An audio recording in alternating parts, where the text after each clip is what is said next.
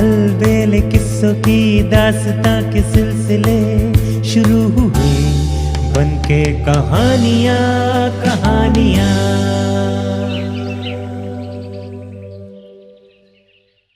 आइए सुनते हैं आज की कहानी साहसी सिपाही। एक बार एक फौजी काफी समय बाद छुट्टियां बिताने अपने घर वापस जा रहा था। मार्ग में उसका सामान चोरी हो गया। उसके पास सिर्फ 3 रोटियां ही बची थी। फौजी बड़ा बहादुर और हिम्मत वाला था, पर उसे लंबा सफर तय करना था। वो सोचने लगा, अब मैं क्या करूं, कहां जाऊं, रास्ते में सिर छिपाने की जगह भी मिलेगी या नहीं। खैर, जो होगा देखा जाएगा। फिर वो सारी चिंता भूल अपनी राह चल पड़ा। वो चलता रहा। चलते चलते उसने 2 रोटियां खा ली। अब उसके पास केवल एक ही रोटी बची थी और अभी उसे जाना काफी दूर था। चलते चलते उसे सड़क के किनारे एक झील दिखाई दी। कुछ जंगली बतखें झील के बिल्कुल किनारे पर तैर रही थी। फौजी दबे पांव उनके पास पहुंचा और अवसर पाकर उसने 3 बतखें मार ली और फिर से अपनी राह पकड़ ली। थोड़ी ही दूर चलने के बाद वो एक शहर में पहुंच गया। उसने एक ढाबा तलाश किया और तीनों बतखें ढाबे वाले को देकर बोला, ये 3 बतखें हैं, एक मेरे लिए भून दो, दूसरी अपनी मेहनत के बदले रख लो, तीसरी के बदले मैं मुझे खाने के साथ थोड़ी सी शराब दे देगा। ढाबे वाला राजी हो गया। वो फौजी के लिए बतख भूनने में लग गया तो फौजी एक तरफ बैठकर आराम करने लगा। थोड़ी देर बाद खाना तैयार हो गया। भुनी हुई बतख के साथ एक बड़ी बोतल शराब की पीकर फौजी बहुत खुश हुआ। वो मजे से भोजन और शराब का आनंद लेने लगा। कई दिनों बाद उसे पेट भर भोजन मिला था। भोजन की चिंता मिटते ही उसे रात बिताने की चिंता सताने लगी। उसने ढाबे वाले से पूछा, यहां आसपास रात बिताने के लिए कोई जगह मिल सकती है? एक अजनबी को ठहराने की जगह कोई नहीं देगा। तभी उसकी नजर सामने गली के कोने पर बने सुनसान से दिख रहे एक मकान पर पड़ी। उसने उत्सुकता से ढाबे वाले का ध्यान उस मकान की ओर आकर्षित करते हुए पूछा, वो मकान किसका है? क्या वहां कोई नहीं रहता? वो मकान जब से बना है खाली पड़ा है। क्यों? उस मकान में भूत रहते हैं। रात को वो चीखते चिल्लाते हैं, नाचते हैं और भयंकर शोर मचाते हैं। रहने की बात तो दूर, अंधेरा हो जाने के बाद लोगों को उस मकान के पास जाते हुए भी भय लगता है। फौजी ने उससे उस मकान के मालिक का पता पूछा। ढाबे वाले ने फौजी को उस मकान के मालिक का पता बता दिया। मकान मालिक का घर ज्यादा दूर न था। वो उठकर मकान मालिक से मिलने चल दिया। मकान मालिक ने एक अजनबी को सामने देखा तो बोला, भाई क्या चाहते हो? कौन हो तुम? मैं राहगीर हूं। आपके नए मकान में एक रात बिताने की आज्ञा चाहता हूं। मैंने सुना है कि वो एकदम खाली पड़ा है। तुम पागल तो नहीं हो गए? मकान मालिक ने हैरत से कहा, जाओ कोई और मकान देखो। शहर में बहुत से मकान हैं। जब से मैंने उसे बनाया है तभी से उसमें भूतों का निवास है। वहां कोई नहीं रह सकता। हो सकता है मैं उन्हें भगा दूं। संभव है कि भूत प्रेत एक बूढ़े सिपाही का कहना मान जाए। अच्छा भाई, अगर तुम जिद करते हो तो तुम्हारी मर्जी, मुझे क्या एतराज हो सकता है। तो आप मुझे कुछ मोमबत्तियां, थोड़े से भुने हुए अखरोट और एक भुना हुआ शलजम दिलवा दीजिए। फौजी बोला, आओ सामने की दुकान से जो चाहे ले लो। इतना कह मकान मालिक उठा और फौजी के साथ चल दिया। दुकानदार ने फौजी की जरूरत की सारी चीजें एक थैली में भरकर उसे थमा दिया। फौजी मकान मालिक से सुबह मिलने का वादा कर भूतों वाले मकान की तरफ चल दिया। मकान में पहुंचकर उसने एक कमरे में अड्डा जमा लिया। रात के 12 बजते ही एकाएक दरवाजे धड़-धड़ खुलने और बंद होने लगे। फर्श के तख्ते चरमराने लगे और ऐसा लगने लगा जैसे बहुत से पागल एक साथ नाच रहे हों। पर फौजी इस तरह शांत बैठा हुआ अखरोट खाता रहा जैसे कुछ हुआ ही न हो। एकाएक दरवाजा खुला। एक भूत कमरे के अंदर झांककर फौजी को देखते ही चिल्लाया, यहां तो एक आदमी बैठा है। आ जाओ दोस्तों, आज तो यहां हमारी दावत का सामान मौजूद है। सारे भूत प्रेत धड़-धड़ करते हुए उसी कमरे में घुस आए जिसमें फौजी बैठा था। वे दरवाजे के पास भीड़ लगाए लालच भरी आंखों से सिपाही को देख रहे थे और एक दूसरे को हाथ मार मार कर कह रहे थे, हम इसकी बोटियां नोच डालेंगे, हड्डियां चबा जाएंगे। बहुत बढ़ चढ़कर बातें न करो, सिपाही ठोस और ऊंचे स्वर में बोला। मैं तुम जैसे बहुत से भूतों से निपट चुका हूं और उनके होश सही कर चुका हूं। इस पर सबसे बड़ा भूत, जो शायद भूतों का सरदार था, सबको धक्का देकर रास्ते से हटाता हुआ आगे बढ़ा और भौं चढ़ाकर बोला, तो आओ फिर हो जाए मुकाबला, करो मुकाबला। हाँ हो जाए, सिपाही ने कहा। बोलो, क्या तुम पत्थर को मुट्ठी में दबाकर उसका रस निकाल सकते हो? भूतों के सरदार ने एक भूत को गली से एक पत्थर उठा लाने का आदेश दिया। वो भूत तुरंत भागकर गया और एक पत्थर उठा लाया। भूतों के सरदार ने शीघ्रता से पत्थर ले लिया और फिर उसे इतनी सख्ती से दबाया कि वो चूर चूर हो गया। देखा तुमने? भूतों का सरदार घमंड से बोला। फौजी ने अपने थैले में से शलजम निकाला और बोला, तुमने तो पत्थर का सिर्फ चूरा बनाया है, रस नहीं निकाला। देखो मैं इस पत्थर का रस कैसे निकालता हूं। इतना कहकर उसने शलजम को दबाकर उसका रस निकाल दिया। फिर बैठकर मजे से अखरोट तोड़कर खाने लगा। भूत अचरज से फौजी को देख रहे थे। भूत फौजी की निडरता को देखकर दंग रह गए। कुछ देर बाद भूतों का सरदार फिर बोला, ये तुम क्या चबा रहे हो? अखरोट है। तुम में से कोई ऐसा है जो मेरे अखरोट को तोड़ सके? फौजी ने फिर भूतों को ललकारा। लाओ मुझे दो, सरदार बोला। तब उसने बंदूक की एक गोली भूतों के सरदार को थाम दी। भूतों के सरदार ने तुरंत गोली मुंह में डाल ली। वो उसे चबाता रहा। गोली चपटी हो गई, पर वो टूटी नहीं। उधर सिपाही एक के बाद दूसरा और दूसरे के बाद तीसरा अखरोट मुंह में डालकर कड़कड़ाकर तोड़ता जा रहा था। सब भूत नजरें झुकाए खड़े थे। उनके सरदार की नाकामयाबी ने उन्हें असमंजस में डाल दिया था।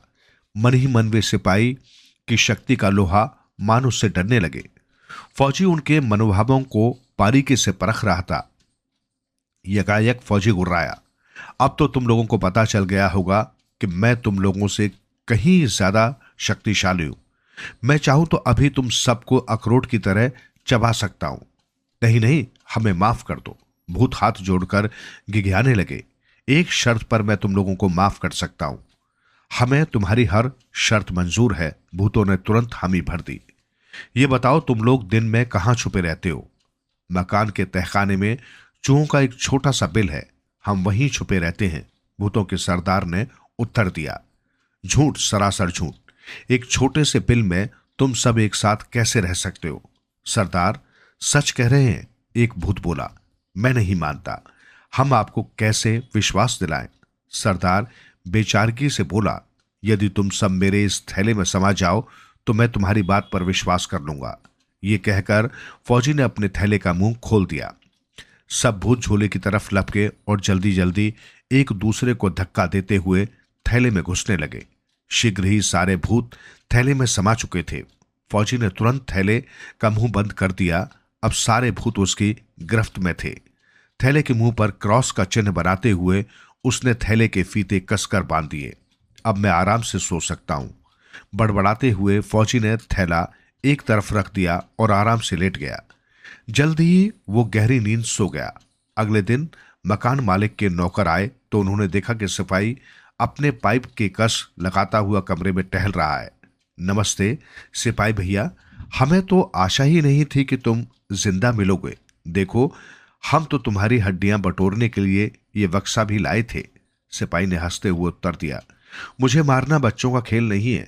फिर अपने थैले की ओर इशारा करते हुए फौजी बोला, जरा इस थैले को उठाकर किसी लोहार के पास ले चलो। नौकर थैले को उठाकर लोहार के पास ले गए।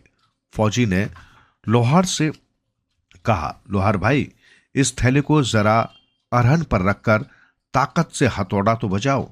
लोहार और उसके चेलों ने थैले को अरहन पर रखकर धड़ाधड़ हथौड़े बजाने शुरू कर दिए।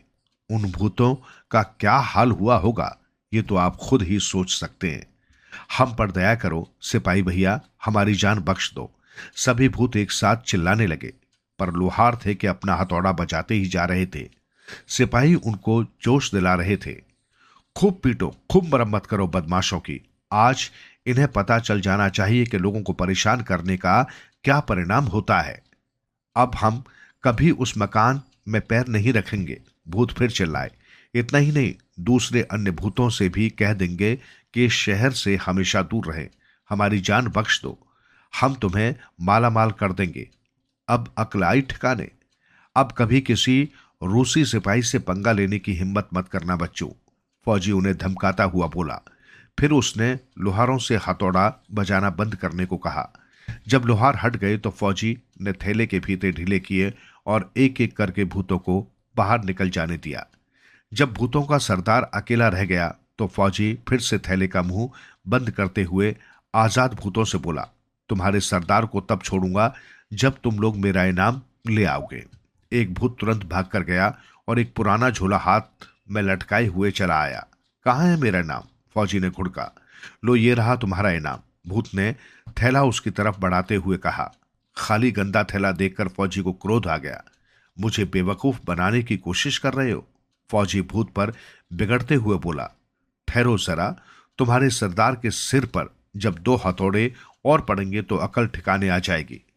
फौजी की बात सुन भूतों का सरदार थैले के अंदर से चिल्लाया, मुझे मत मारो सिपाही दादा, मेरी बात सुनो। ये थैला देखने में जैसा लगता है वास्तव में वैसा नहीं है। ये अनोखा थैला है, ये हर इच्छा पूरी करने वाला थैला है। तुम मन में जिस भी चीज की इच्छा करोगे वो थैले के अंदर आ जाएगी। बस तुम्हें थैले को हिलाकर 2 शब्द कहने पड़ेंगे, चल अंदर। ठीक है, अभी पता चल जाएगा कि तुम सच बोल रहे हो या झूठ, फौजी ने कहा। फिर फौजी ने 3 बोतल शराब की इच्छा करके थैले को हिलाकर कहा, चल अंदर। थैला तुरंत भारी हो गया। फौजी ने थैले में झांक कर देखा तो उसका चेहरा खिल उठा। सचमुच शराब की 3 बड़ी बोतलें थैले में आ गई थी। उसने तीनों बोतलें लोहारों को दे दी और भूतों के सरदार को अपनी कैद से आजाद कर दिया। भूत चैन की सांस लेते हुए वहां से भाग खड़े हुए। तब अपना थैला और वो अद्भुत झोला उठाकर फौजी मकान मालिक से मिलने के लिए चल पड़ा। मकान मालिक के पास पहुंचकर वो बोला, अब आप अपने नए मकान में मजे से रह सकते हैं, अब आपको कोई परेशान नहीं करेगा। मकान मालिक एक टक सिपाही को देख रहा था। उसे अपनी आंखों पर यकीन नहीं हो पा रहा था। एकाएक वो प्रसन्नता से गदगद स्वर में बोला, सचमुच रूसी सिपाही को न तो आग जला सकती है और न पानी गला सकता है, पर मुझे ये बताओ कि तुमने भूतों को कैसे भगाया। सिपाही ने जो कुछ हुआ था सब कह सुनाया। फिर उसने विदा लेकर अपनी अद्भुत झोली कंधे पर टांगकर वहां से चल पड़ा। अपने झोपड़े पर पहुंचकर उसने दरवाजा खटखटाया। एक बहुत ही बूढ़ी औरत ने दरवाजा खोला। फौजी ने पहले उसके पैर छुए और फिर बड़े अपनेपन से उसे गले लगा लिया। बुढ़िया ने अपने बेटे को तुरंत पहचान लिया। प्रसन्नता के मारे वो एक साथ हंसने और रोने लगी। जब उसका रुदन कुछ कम हुआ तो वो बोली, तुम्हारे पिता तो हर पल तुम्हारी ही बात किया करता थे बेटा, पर अफसोस है कि वो दिन देखने के लिए जिंदा न रहे। उन्हें मरे तो 5 वर्ष हो गए। बुढ़िया अपने दुख गिनाने लगी। फौजी उसको हौसला बांधता रहा। जब वो चुप हुई तो फौजी बोला, तू फिक्र मत कर मां, मैं अब यहीं रहूंगा। अब तुम्हें किसी बात की चिंता नहीं करनी पड़ेगी। तुम्हारी जरूरत और तुम्हारे आराम का अब मैं पूरा ध्यान रखूंगा। उसने अपनी झोली खोली और मन में इच्छा की कि खाने की तरह तरह की स्वादिष्ट चीजें उसमें आ जाए। उसकी इच्छा तुरंत पूरी हो गई। खाने की सभी चीजों को थैले से निकालकर उसने मेज पर सजा दिया और मां से बोला, लो जी भरकर खाओ पियो। इतने स्वादिष्ट पकवान देख मां बहुत खुश हुई। अगले दिन फौजी ने फिर अपना थैला खोला और इच्छा की कि वो चांदी से भर जाए। थैला तुरंत चांदी से भर गया। चांदी बेचकर उसने एक नया शानदार घर बनवाया और गाय, घोड़ा तथा घर की जरूरत की सारी चीजें खरीदी। फिर उसने विवाह कर लिया। उसकी बीवी घर का ख्याल रखती, वो खेतों की देखभाल करता। जल्द ही उसका घर बच्चों की किलकारियों से गूंजने लगा। उसकी बूढ़ी मां अपने पोतों को पाकर अपने बेटे के सौभाग्य पर खुशी से इतराती फिरती थी। इसी तरह कोई 6 साल बीत गए। फिर एक दिन फौजी बीमार पड़ गया। 3 दिन तक वो बिस्तर पर पड़ा रहा। न कुछ खा सका न पी सका। उसकी तबीयत लगातार बिगड़ती ही जा रही थी। चौथे दिन उसने देखा कि मौत उसके बिस्तर के निकट खड़ी अपनी दराती को तेज कर रही है। दराती को धार लगाकर मौत फौजी को घूर कर बोली, चलो सिपाही दादा, मैं तुम्हें ले जाने आई हूं। फौजी घबराकर बोला, मैं तुम्हारे साथ नहीं जाऊंगा, मैं तुम्हें लेकर ही जाऊंगी। ठीक है, ठीक है, लेकिन इतनी जल्दी क्या है? सिपाही ने कहा, मुझे कोई 30 साल तो और जिंदा रहने दो।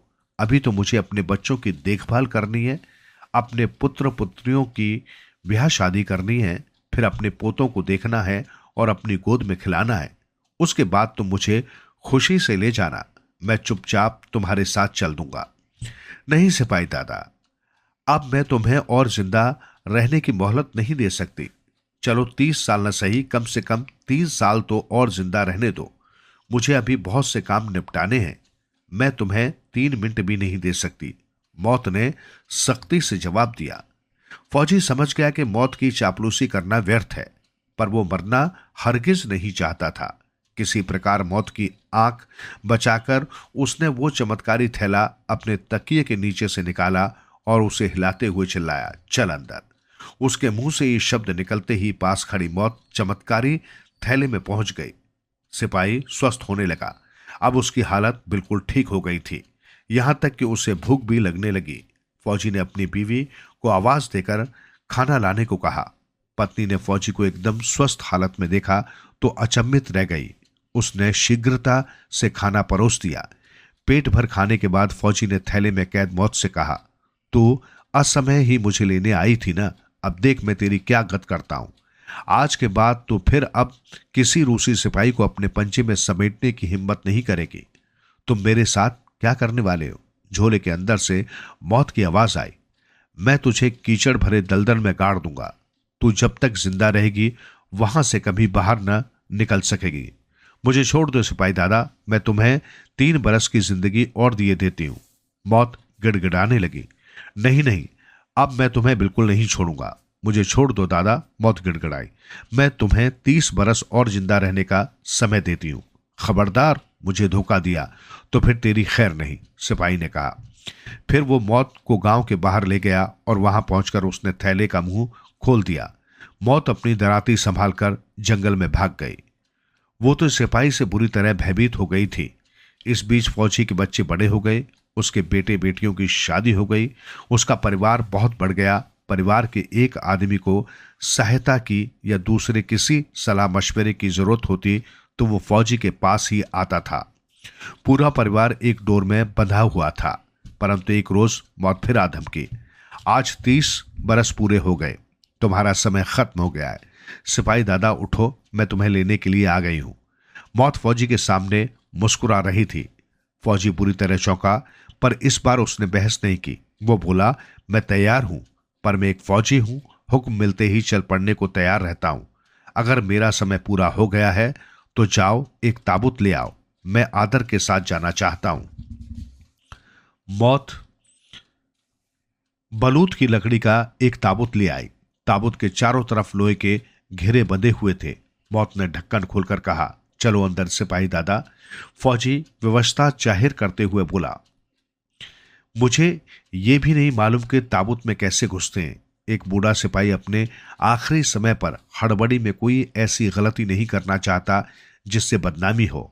फौज में जब भी सार्जेंट मेजर हमें कोई नया काम सिखाना चाहता था तो पहले खुद उसे करके दिखाता था और तब हम वही काम करते थे। तुझे भी ऐसा ही करना चाहिए, पहले मुझे खुद लेट कर दिखा, फिर आदेश दे। इसमें क्या परेशानी है? ये कहकर मौत खुद ताबूत में लेट गई और बोली, देखो सिपाही दादा, तुम्हें इस तरह लेटना है, टांगे फैली रहनी चाहिए और हाथ छाती पर बंधे होने चाहिए।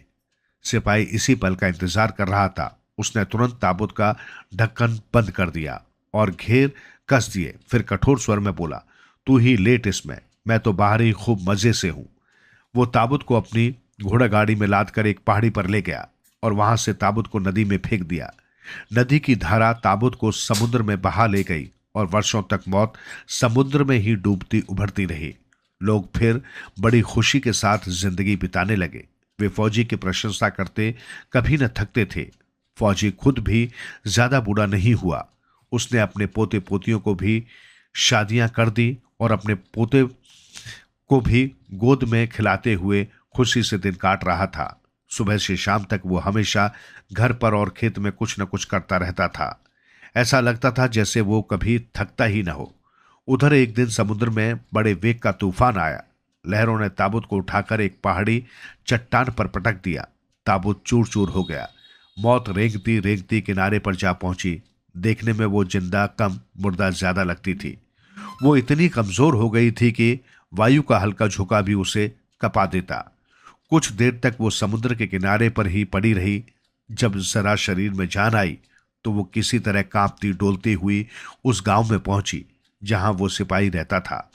वो उसके घर के आते में खलियान में जाकर छिप गई। वो सोच रही थी कि फौजी जैसे ही यहां आएगा वो झट से उस पर टूट पड़ेगी। उधर सिपाही खेत में बुआई करने के लिए बाहर जाने को तैयार हो रहा था। उसने एक खाली बोरा लिया और खलियान से बीज निकालने के लिए चल पड़ा। वो खलियान में घुसा ही था कि वहां छुपी मौत निकलकर उसके सामने आ खड़ी हुई। इस बार तुम मुझसे नहीं बच सकते, वो दांत किटकिटाकर भयानक अंदाज में घुर्राई।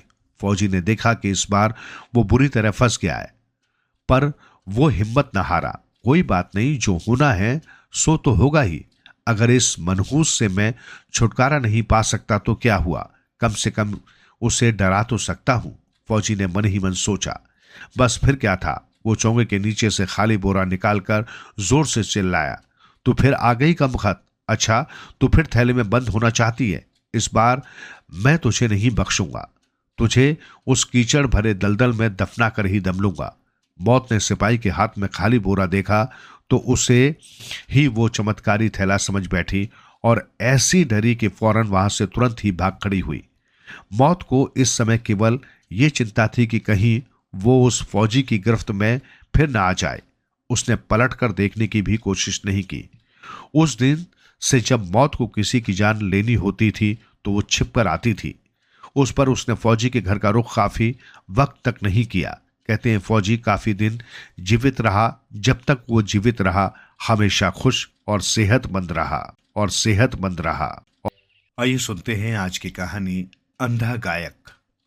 उसका पूरा नाम था चिंता, पर अम्मा उसे बुलाती चिंटू कहकर, और जब वे प्यार से भरकर आवाज देती तो चिंटू अपना सारा दुख दर्द मुश्किलें भूल जाता। सोचता, आखिर अम्मा है ना जो मुझे इतना चाहती हैं, फिर मैं अंधा ही सही। मुश्किलें तो आती हैं, वो तो आएंगी ही, और जो लोग उपेक्षा भरी हंसते हैं वे भला मेरा क्या बिगाड़ लेंगे। मां जानती थी कि चिंटू के भीतर रात दिन कौन सा दर्द, कौन सी ज्वाला जलती है। कुछ वर्ष पहले चेचक के कारण चिंटू की दोनों आंखें चली गई थी और चिंटू की जिंदगी में अंधेरा, एकदम अंधेरा हो गया था। कुछ लोग कहते हैं अगर सही इलाज होता और समय पर होता तो उसकी आंखें बच सकती थी। आंखें चली जाने से चिंटू पर दुख का पहाड़ टूट पड़ा, पर इससे भी ज्यादा दुख उसे इस बात का था कि उसकी पढ़ाई अधबीच खत्म हो गई थी। आंखों के चले जाने से चिंटू उतना नहीं रोया जितना उसे यह सोच सोच कर रोना आ रहा था कि अब वो पढ़ नहीं पाएगा, यानी सारी जिंदगी भर के लिए अनपढ़ गवार। वो बहुत रोया, बहुत। अम्मा ने चिंटू की हालत देखी तो भीतर ही भीतर उनकी भी रुलाई छूट गई। फिर किसी तरह खुद को संभाल कर बोली, रोता क्यों है, मैं पढ़ाऊंगी ना। अम्मा कक्षा 6 तक पढ़ी थी, लेकिन घर पर किताबें पढ़ पढ़कर उन्होंने काफी अध्ययन किया था। हिंदी, अंग्रेजी, गणित, सामाजिक विज्ञान, सभी कुछ, यहां तक कि थोड़ी सी संस्कृत भी। अब मुश्किल ये थी कि भला वे चिंटू को पढ़ाएं कैसे। बहुत छोटा सा कस्बा, वहां कोई स्कूल नहीं था, पर अम्मा ने कोशिश करके उसे पढ़ाने का नया तरीका खोज लिया। वे चिंटू को नई नई कहानियां सुनाती, कविताएं याद कराती, उसे बातों बातों में जमाने भर की बातें बताती। सुनकर चिंटू उत्साह से भर जाता, सोचता मैं भी पढ़ लिख कर कुछ बनूंगा। फिर थोड़ी देर बाद उसे उदासी घेर लेती, सोचता इससे फायदा, इससे तो मैं दिन में 2 पैसे भी नहीं कमा सकूंगा। असल में जब से पिता गुजरे हैं चिंटू के भीतर रह रहकर एक ही बात घुमड़ती है, काश मैं मां बाप का सहारा बन पाता।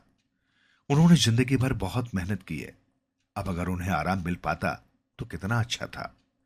पर ये हो कैसे? मैं क्या करूं? क्या ऐसा कौन सा काम जिससे मां को थोड़ा आराम मिले? तभी चिंतू को पता चला कि उसके शहर में संगीत की दुनिया के महान गुरु राघवाचार्य जी आ रहे हैं।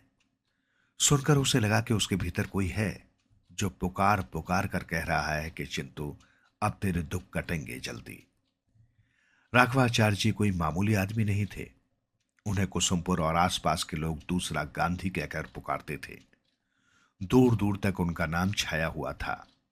उनका संगीत धरती का संगीत था, जो लोगों के दिलों में कुछ करने की प्रेरणा जगा देता।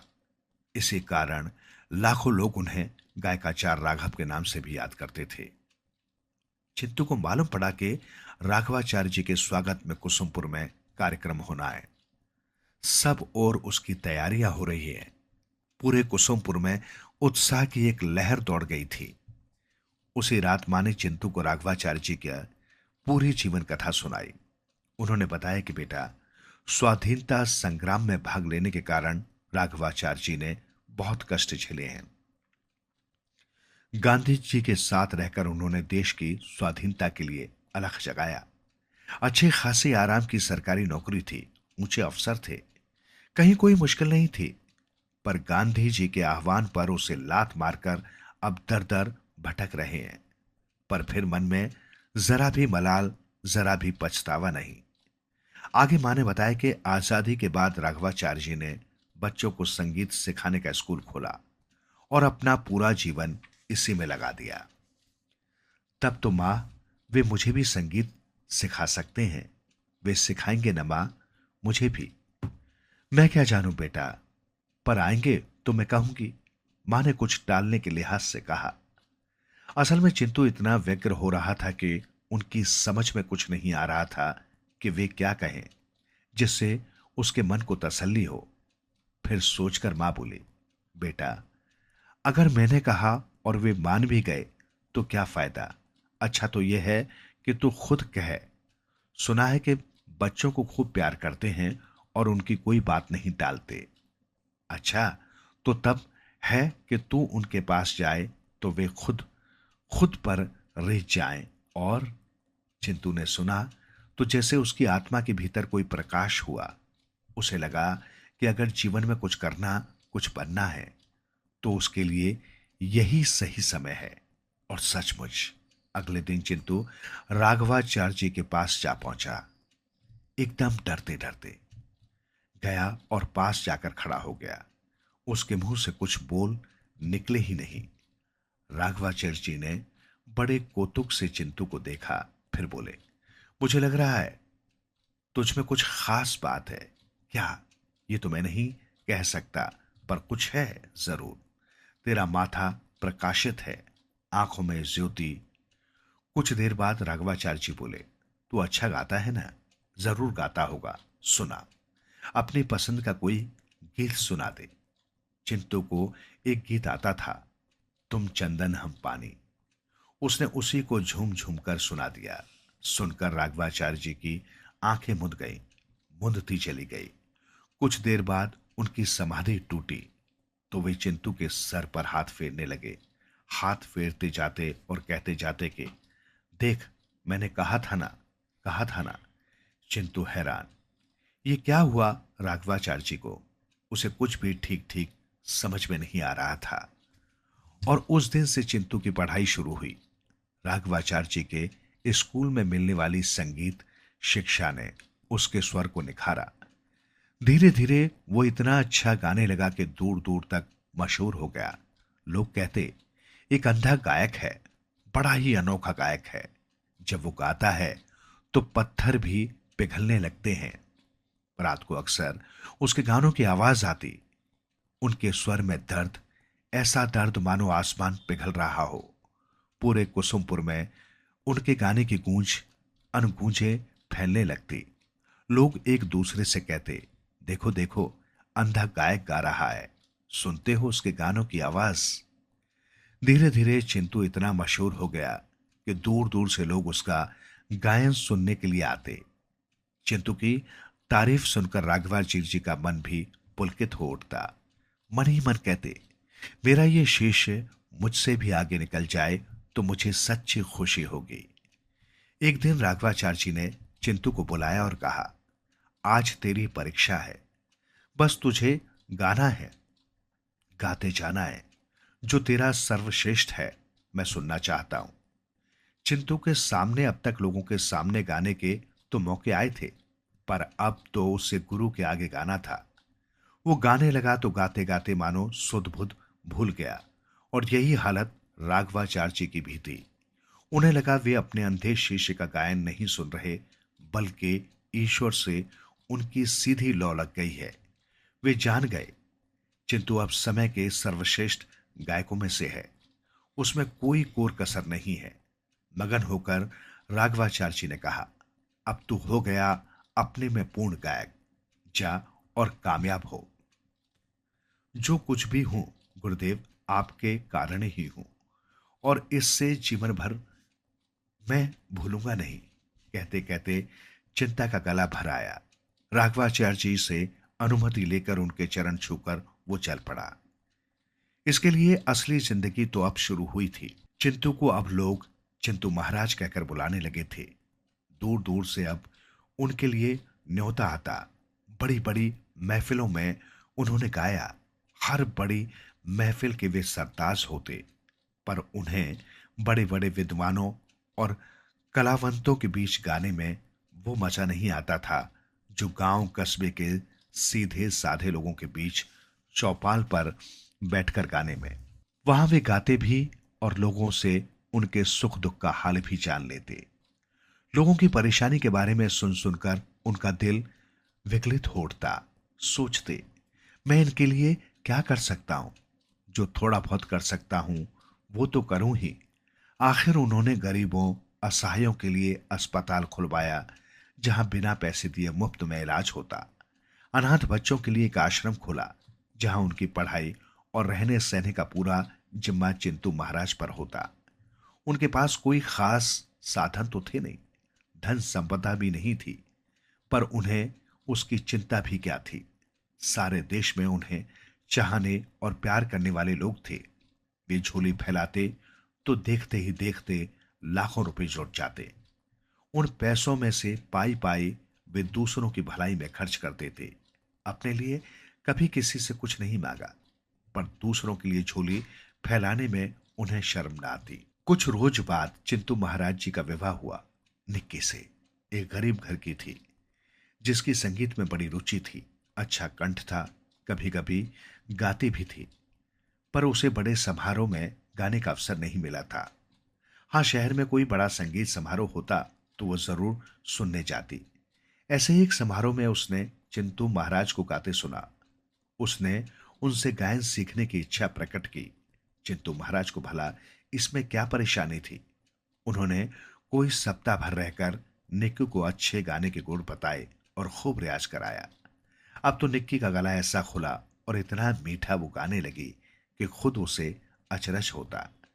निक्की को लगा, अरे मैं तो खुद नहीं जानती थी कि मेरे भीतर इतना कुछ है।